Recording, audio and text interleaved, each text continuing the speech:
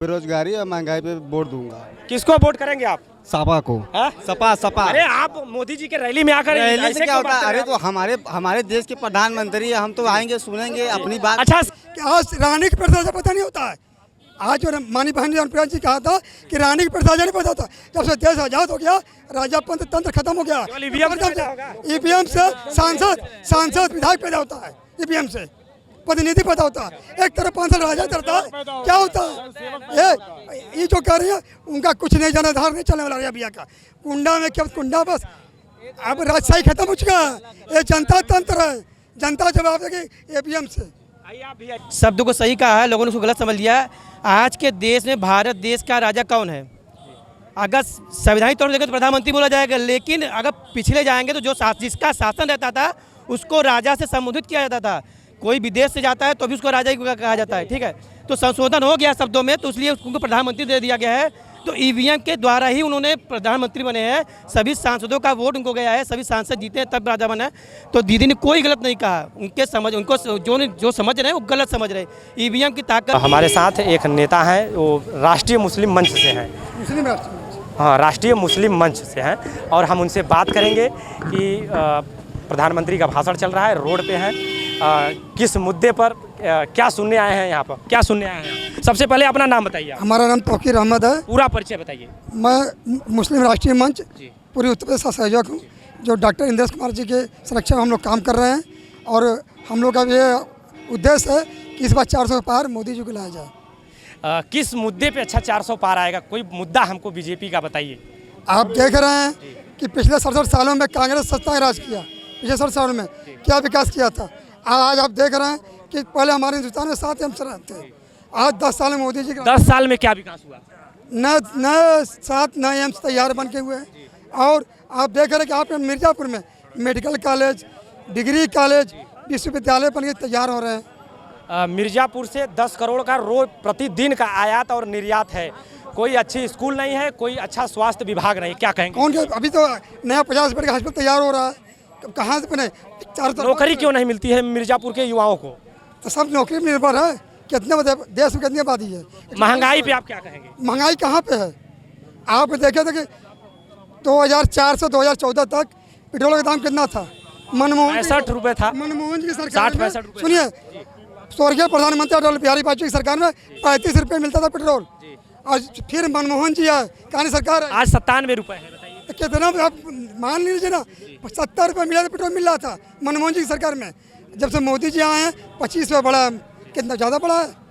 अग्निवीर योजना के लिए क्या कहेंगे आप? अग्निवीर अच्छी योजना है, अग्निवीर तो अच्छी योजना है। राहुल गांधी जी कह रहे हैं कि अगर हमारी सरकार इंडिया गठबंधन की बनती है तो इसको हम खत्म कर देंगे। राहुल गांधी जी का जुमला है, अभी उनका आपने देखा, खाम खटाखट 1 लाख रुपए खटाखट, और हर महीने 8500 रुपए आएगा खटाखट। इसको कैसे देखते हैं? उन्हीं के पिताजी स्वर्गीय राजीव गांधी जी कहते थे कि मैं जनता को भेजता हूँ 1 रुपये खटाखट, पहुँचता है 15 रुपये खटाखट। तो कांग्रेस भूल गई, सारे भ्रष्टाचार कांग्रेस में है।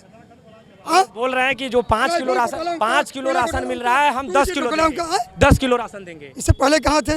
इससे पहले 67 साल कहाँ थे? इन्होंने सिर्फ वोट बैंक की राजनीति की, कभी किसी से नहीं था अपने। आज देखिए कि सन 2004 से 10 तक सोनिया गांधी हर 6 महीने विदेश जाती थी, बीमार होती थी। आप क्यों नहीं बीमार हो रही हैं? अखिलेश जी कहते हैं कि हम आटा और डाटा सब फ्री देंगे। तो कैसे देखते हैं आप? 20 साल से तो अखिलेश जी थे उत्तर प्रदेश में। 20 साल से सबसे ज़्यादा किसी नुकसान हुआ है सपा सरकार में मुसलमानों को हुआ है। मुसलमान को वोट बैंक की राजनीति की है हमेशा से।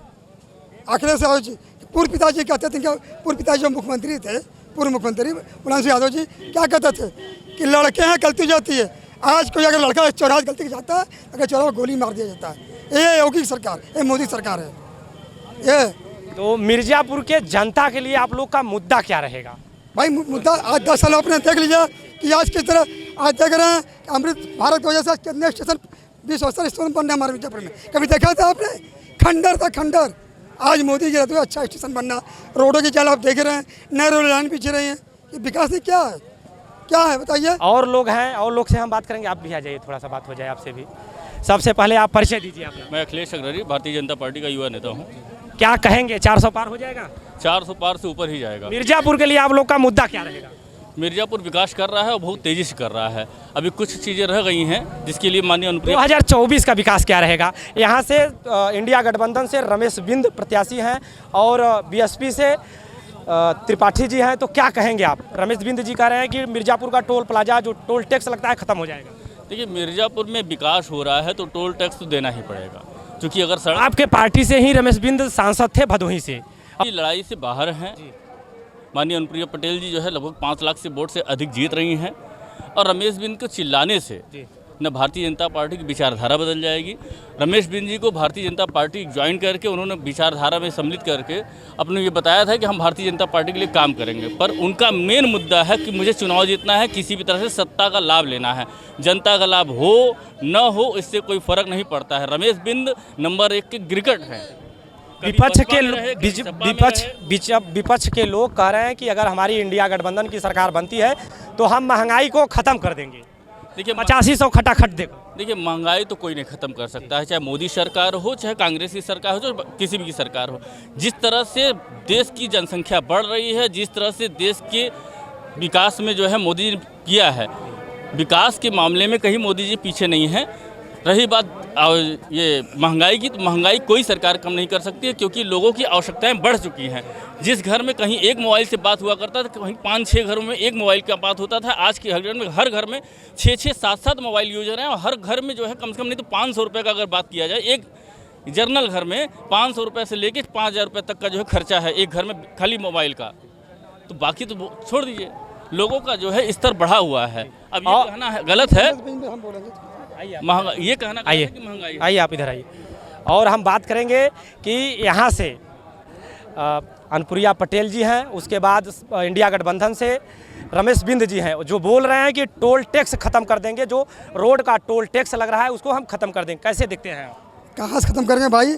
आप ही देखिए कि अच्छी विचारधारा जुड़ के बीजेपी में जुड़े, 19 में सांसद हुए, बाकी वहाँ पे एक विकास कार्य नहीं किए। तो बताइए जो भदोही में जाकर पता कर लीजिए आप, वहाँ पे कोई काम नहीं किया, 5 साल से रहे। तो आपके पार्टी से थे, क्यों नहीं काम किए? पार्टी नहीं, उनका पर्सनल नहीं काम किया, इसलिए बीजेपी ने पर्सनल काम नहीं किया। नहीं, जनता उनको पैसा आया, जनता के पैसा आया, वो काम नहीं किए। अच्छा, जनता के हित में पैसा आया लेकिन काम नहीं किए। वहाँ का जो रिपोर्ट आया, इसके आधार पर बीजेपी ने टिकट काट दिया। वो सिर्फ सत्ता भोगी हैं, वो लाभ ना चाह रहे कि मैं सांसद बनूँ, लाभ लो। मिर्ज़ापुर में वो कुछ नहीं करने वाले। अभी उनका बयान था कि पुराना बयान है कि थाना फुकवा दिया। बताइए, एक प्रतिनिधि का ये बयान होता है?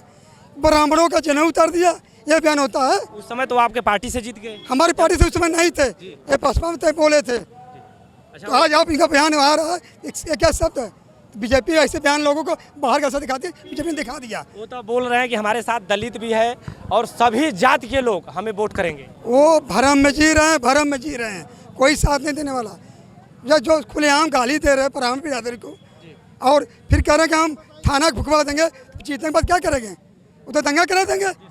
जो होता है सपा समाजवादी पार्टी दंगा ही पार्टी। तो आपकी पार्टी उनको ली क्यों 2019 में? अभी सुनिए, उनके अच्छे विचारधारा से आगे फिर आगे बदल गए।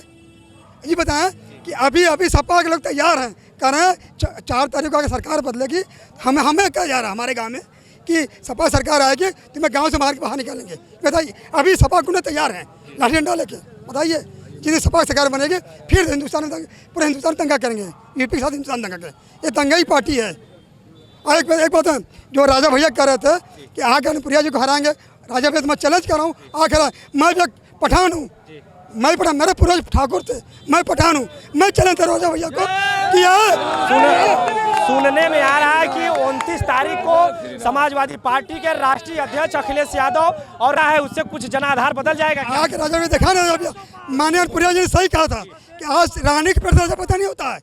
आज जो मानी बहन अनुप्रिया जी कहा था कि रानी की प्रजा नहीं पता था। जब से देश आजाद हो गया, राजा तंत्र खत्म हो गया। ईवीएम से सांसद विधायक पैदा होता है, ईवीएम से प्रतिनिधि पैदा होता है। एक तरफ 5 साल राजा करता है, क्या होता है? ये जो कह रही है, उनका कुछ नहीं, जनाधार नहीं चलने वाला भैया का। कुंडा में क्या कुंडा, बस अब राजशाही खत्म हो चुका है। ये जनता तंत्र है, जनता जवाब देगी ईवीएम से। आइए आप भी आइए, थोड़ा आपसे भी बात करें, क्या कहेंगे आप, बताइए। सबसे पहले मैं बताना परिचय चाहता दीजिए हूँ, आप। मेरा नाम है ज्ञानेश्वर है वंशी और मैं नगर विधानसभा का महासचिव हूँ, अपना दल का है इसका। और जैसे कि हमारी राष्ट्रीय अध्यक्ष जी ने कहा कि ईवीएम से राजा पैदा होता है, उन्होंने शब्द को सही कहा है, लोगों ने उसको गलत समझ लिया। आज के देश में भारत देश का राजा कौन है? अगर संवैधानिक तौर पर देखें तो प्रधानमंत्री बोला जाएगा, लेकिन अगर पिछले जाएंगे तो जो जिसका शासन रहता था उसको राजा से संबोधित किया जाता था। कोई विदेश से जाता है तो भी उसको राजा ही कहा जाता है, ठीक है। तो संशोधन हो गया शब्दों में, तो इसलिए उनको प्रधानमंत्री दे दिया गया है। तो ईवीएम के द्वारा ही उन्होंने प्रधानमंत्री बने हैं, सभी सांसदों का वोट उनको गया है, सभी सांसद जीते हैं तब राजा बने। तो दीदी ने कोई गलत नहीं कहा, उनको जो समझ रहे हैं वो गलत समझ रहे हैं। ईवीएम की ताकत से ही सब आगे बढ़ते हैं, चाहे वो अखिलेश हो, चाहे मुलायम हो, चाहे लालू हो, चाहे योगी हो। ईवीएम की ताकत। महंगाई के लिए क्या कहेंगे आप? देखिए सर, महंगाई के लिए यही बोलेंगे, महंगाई जो भी कह रहा है महंगाई है। जैसे अभी आता है बयान सबका कि कोई भी 10 साल पहले ज़मीन खरीदता है 2 लाख का, तो चाहता है 20 लाख का बिक जाए, तब वो अपने फायदे के लिए महंगाई के नहीं दोष देता है, तब वो कहता है 10 लाख का बिका, ग्रुप आया इतना पैसा 8500 खटाखट हर महीने आएगा, इसको कैसे देखते हैं? किसी के पास कुछ नहीं आएगा। अगर 8500 देना होता तो जीते 2004 से 2014 बीच में देते खटाखट, तब मशीन खराब हो गई थी खटाखट फटाफट। समय आ गया है, बताइए। समय आ गया है 2024 के बाद ये सारे नेता खटाखट चले जाएंगे, खट नहीं दिखाई देगा, आप देखते रहिए। 8500 नहीं आएगा। नहीं, कोई नहीं, वो तो सवाल ही नहीं पैदा होता है। इन्होंने पंजाब में युवा भी, आप क्या कहेंगे? पंजाब में भी कहा था उन्होंने। फिर से माननीय मंत्री जी का फिर से साहब पहले 60 गाड़ी में बात रखिए, कैसे कई लोग हैं, अनुप्रिया जी का फिर से भाषण नेतृत्व चल रहा है, हम लोग 400 लेकिन आपके लोग अच्छा जा क्यों रहे हैं? जा नहीं रहे हैं, उत्साह हो रहा है, वाटर भी आ रहे हैं, जाने की संख्या दिख रही है। सबसे बात करेंगे, पारी कपूर का सबसे बात करेंगे, क्या कहेंगे आप? बताइए, किसकी सरकार आ रही है? सरकार की कोई भरोसा नहीं है, किसकी सरकार आएगी, क्योंकि वो 400 वोट किसको करेंगे आप? हम तो अनुप्रिया को वोट करेंगे, क्योंकि यहाँ का कुर्मी जो है वो ठाकुरों से कम नहीं है। तो यहाँ कुर्मी, कोयरी, कुहार, मल्लाह के बूथ पे अनुप्रिया जीत रही है और पार्टी पूर्वक बेस पर नहीं। कितना वोट से जीतेंगे साहब जी? क्या कहेंगे? कुछ लोग युवा भी हैं, क्या कहेंगे भैया बताइए? सर मैं कहना चाहूँगा, मैं बेरोजगारी और महंगाई पे वोट दूंगा। किसको वोट करेंगे आप? सपा को। हाँ? सपा। अरे आप मोदी जी के रैली में आकर रैली ऐसे से क्या क्यों होता बात है? कर रहे अरे हैं? तो हमारे देश के प्रधानमंत्री है, हम तो आएंगे सुनेंगे अपनी बात। अच्छा, सपा को वोट किस बेस पे करेंगे आप? हम देखिए महंगाई बेरोजगारी पे देंगे। नाम क्या है आपका? मेरा नाम है मोहम्मद साहब। अच्छा, इधर आइए आप क्या कहेंगे आप? ये तो बोल रहे हैं कि सपा को वोट करेंगे हम। देखिए भाई जी, राष्ट्रहित में वोट जाएगा जी। यहाँ की जनता बिल्कुल मन बना चुकी है कि एक बार फिर से मोदी सरकार। भैया क्या कहेंगे? युवा है आप। विरोधी दल कहती है कि महंगाई बहुत ज्यादा हो गई, महंगाई बहुत ज्यादा हो गई है। कहती है कि पेट्रोल महंगा हो गया। इस समय पेट्रोल कितना है? 97 रुपए, 95 या 96 या 97, 2 रुपए, ठीक है। 2004 से 2014 के बीच में आप अंतराल आप देख लीजिए। 2004 में 36 रुपए पेट्रोल और 2014 में 75 रुपए पेट्रोल। अब ये कितना है इसमें भाई? 2014 से और 2024 में मात्र 22 रुपए बढ़ता है, तो लोग बोलते हैं महंगाई है। आइए आप भी आइए, क्या कहेंगे? आइए थोड़ा सा, आइए आप भी आइए, क्या कहेंगे? क्या कहेंगे आप? बिल्कुल एनडीए के साथ है, एनडीए के साथ है, मोदी जी के साथ जी, मोदी जी। देखिए, लिंक भेज देंगे हम आप। और यहाँ पे बहुत लोग हैं, हम सभी से बात करेंगे क्योंकि यहाँ से बहुत तेजी से जनसैलाब जा रहा है, बहुत लोग से बात होगी। थोड़ा स्टॉप करिए भाई,